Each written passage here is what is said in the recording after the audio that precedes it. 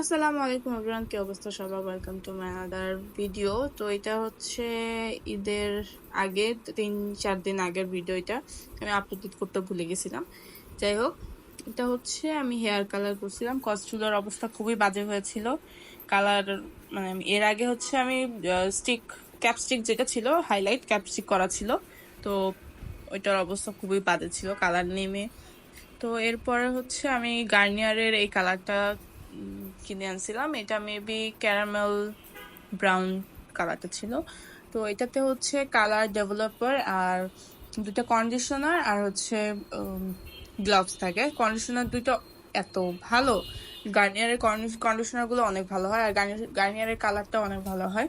Because গার্নিয়ারের colour use করার পর চুলটা অনেক সফট থাকে, মানে অনেক দিন পর্যন্ত সফট থাকে চুল।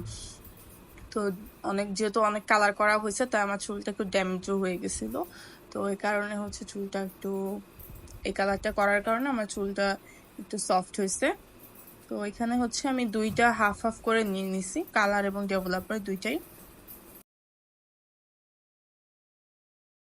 অলওয়েজ প্লাস্টিকের বাটিতে মিক্সচারটা মিক্স করার ট্রাই করবেন। তারপর হচ্ছে আমি দুইটা ভালো করে মিক্স করে হাতে গ্লাভস পরে চুলটাকে দুই ভাগে ভাগ করে কালারটা আমি দুই ভাগে দিয়ে দিব। তো এইটা হচ্ছে প্রথম দিকে আমি পুরা চুলে আমি অ্যাপ্লাই করবো, এটা একদম ফার্স্ট টু লাস্ট। এই হচ্ছে সেকেন্ড পার্ট।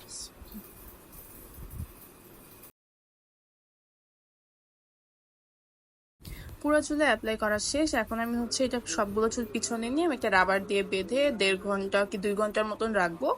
তারপর হচ্ছে আমি এটা নর্মাল পানি দিয়ে ধুয়ে ফেলবো, কোনো শ্যাম্পু ইউজ করবো না। জাস্ট যে কন্ডিশনারটা প্রোভাইড করা হয়েছিল কালারের সাথে, সেই কন্ডিশনারটা দিয়ে চুলটাকে রাখবো।